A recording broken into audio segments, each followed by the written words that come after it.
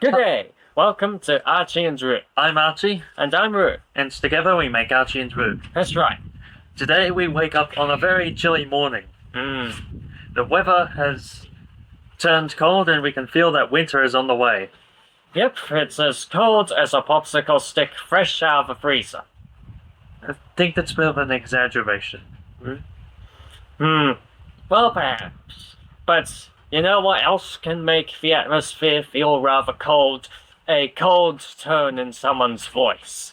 That's a good segue into the topic of this video.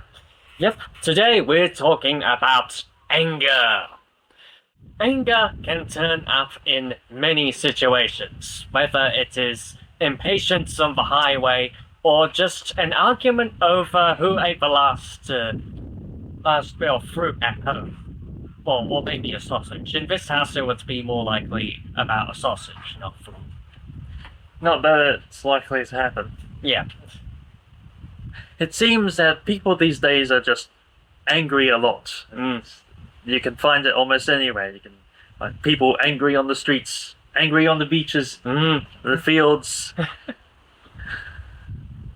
And I don't know what else, but there's definitely somewhere else. City. The sky, even, because there's people in planes and helicopters. Oh, yes. So, yeah, anger is unfortunately everywhere you go. The Bible has instructions on how to be angry. That can't be right. It does. It has instructions on how we should conduct ourselves in an angry situation. I'll prove it to you. Okay. Alright. In the book of James, chapter 1, verses 19 and 20, it reads this.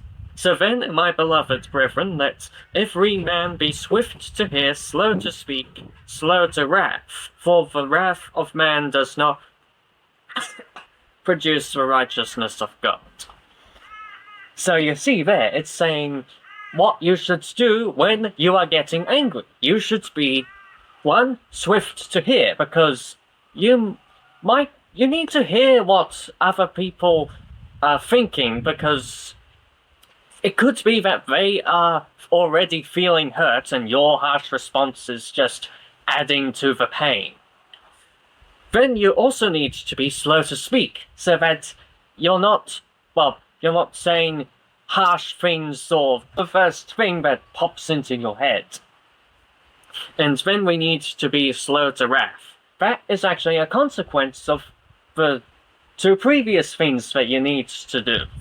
If you're swift to hear and slow to speak, that gives you time to just calm down and assess the situation, preventing yourself from getting too angry. See? Instructions. Okay.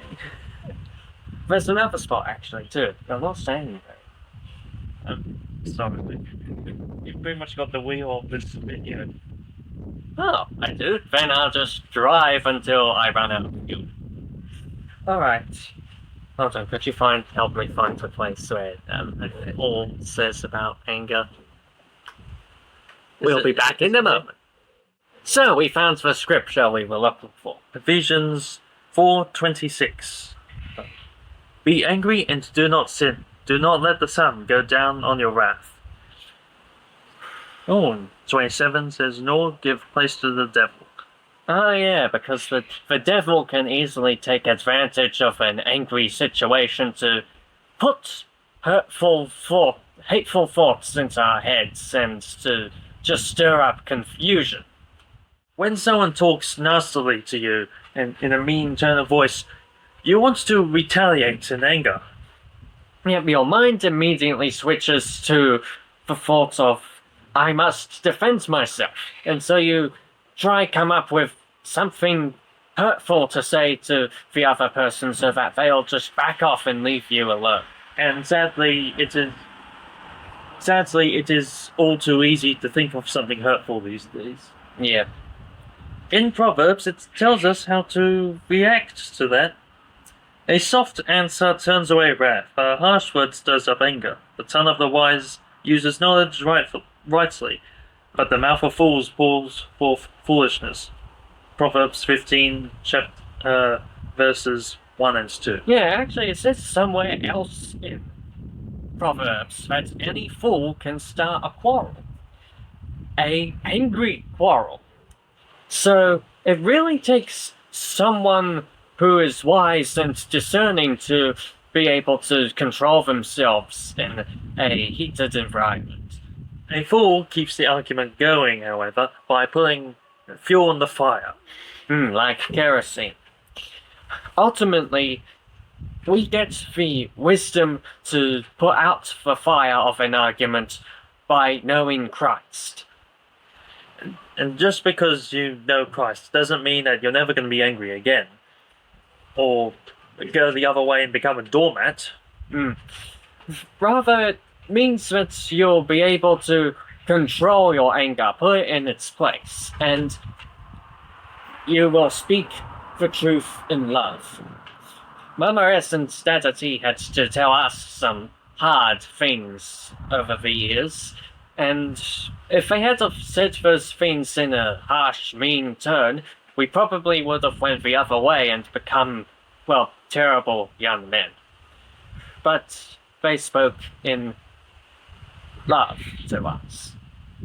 It is possible to correct someone without being prideful and angry about it. Yeah. So, over to you now.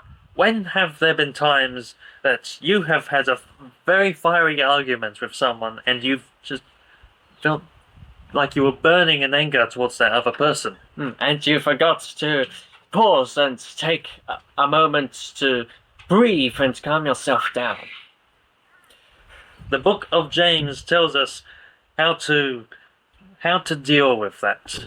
Yes, we are to be slow to speak.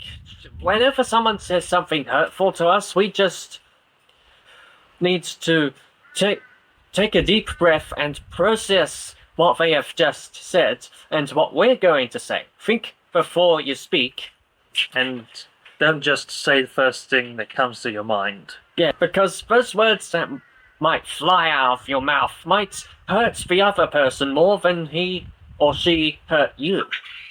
So that's all the time we have for today. We are about to go inside to have some lovely sausage curry. Nice and warm. Yeah, and some hot chocolates and escape from the bitter freezing cold out here. That still is exaggerating about the weather. We hope that wherever you are, you are staying nice and warm. Yeah, please. Sorry, you go. Please leave the comments to tell us how you're going. We love hearing from you. And we'll see you in the next video. God speak with you and goodbye. Well, really, we can't see you because we look at the camera. Yeah. You can see us in the next video. Yeah. So God be with you and goodbye. God bless.